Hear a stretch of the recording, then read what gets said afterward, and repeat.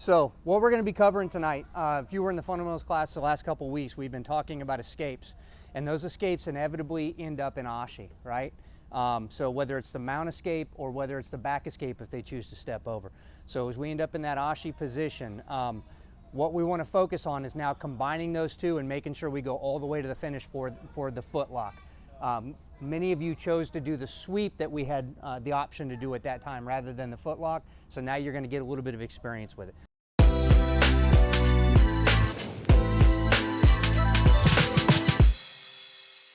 So we're going to go ahead and start with the mount escape to the Ashi. So coach has got me mounted, okay?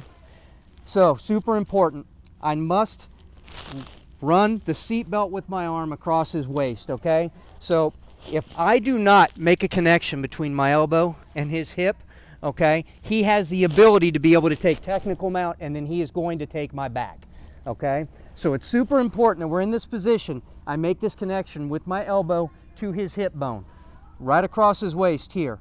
Now I'm going to take this right hand and it's going to go to a seatbelt position, or excuse me, to a CPR position rather. Now, in addition to that, I have to be able to circle this elbow inside of his knee. So to do that, I've got to put a little bit of pressure in, bridge just a touch, and circle that elbow in, okay? From here, I plant the same side foot as the elbow that's connected to the hip, and I do the hip out. When I do, I need to be bridging and opening my elbow into this inner thigh at the same time, right to here, okay? Now, notice the space I just made right through here. What I'm going to do is I'm going to bring my bottom knee in. That's super important here, right? Because if I don't, all he does is settle right back into mount, okay? And all of that effort was for nothing. So, hip out, bring the bottom knee in. Now, at this point, once I have this bottom knee in, okay, and this butterfly hook in place, I am now going to take my shoulders toward his ankles, okay, or toward his ankle rather, and connect the other foot to this hip. Boom, right to there, okay? Now, from here, it's super hard for me to circle underneath this butt cheek because he is now sitting on the mat. So instead of doing that, I'm going to go underneath this hamstring, I'm going to secure the ankle, and I'm going to turn to this hip. Now, they may battle you a little bit here, and you may have to actually finish that sweep. Come back for me, coach.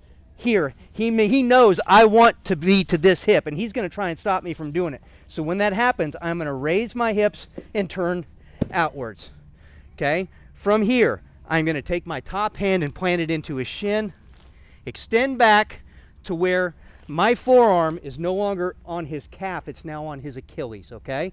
Most of the time when people fail at footlocks, it's because they're holding it too high up here around the calf. So you normally end up starting just a touch high. I am going to push off on his hip and his butt cheek to lower my butt toward his foot and slide my arm down right there on that Achilles.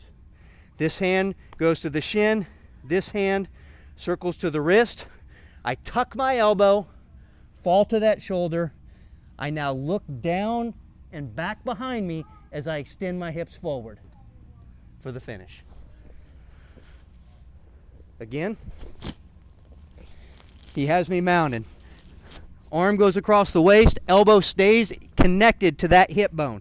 All right, even if this gets a little squirrely in this process, I can't allow this to happen, or he will just take technical mount and he'll get my back, okay?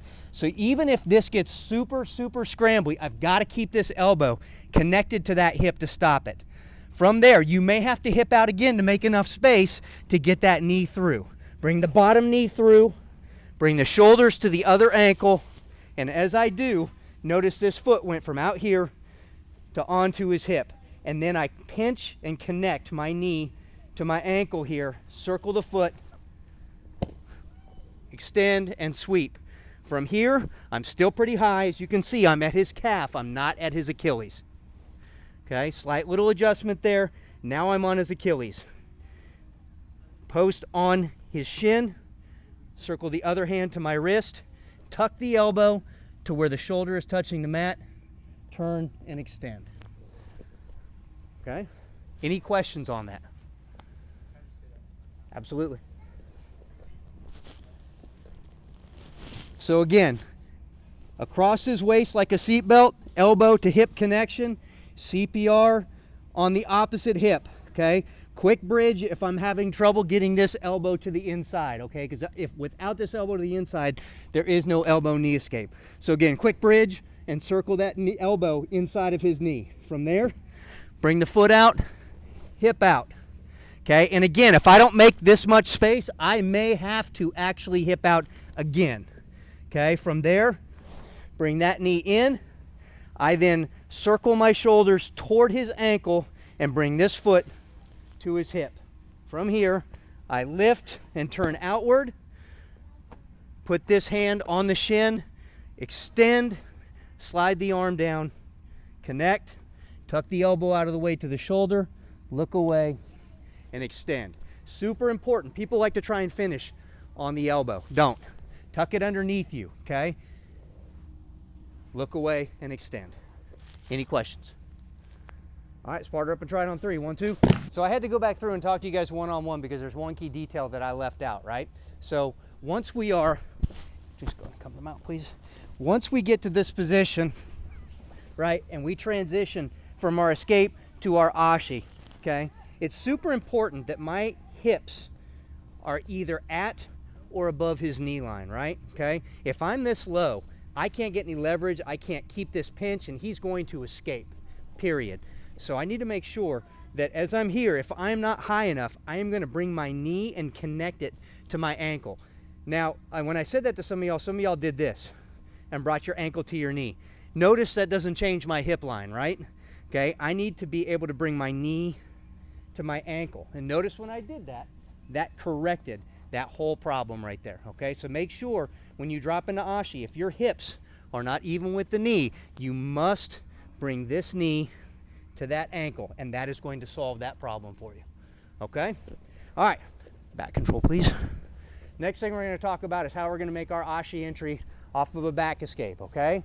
So on this one, let's turn this way, please. Okay?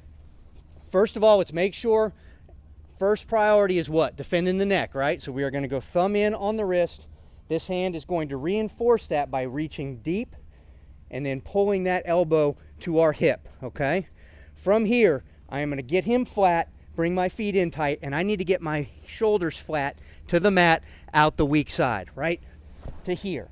Now, as I do, super important, this frame right here is what's going to enable the Ashi entry. I now frame off of him. He decides to go ahead and step up and try and take mount from here. Now, notice what that frame just did as I keep that frame in place. It opened the window right here. Exact same movement. I bring the bottom knee in, okay? The top one comes across, sweep, get my hip line fixed,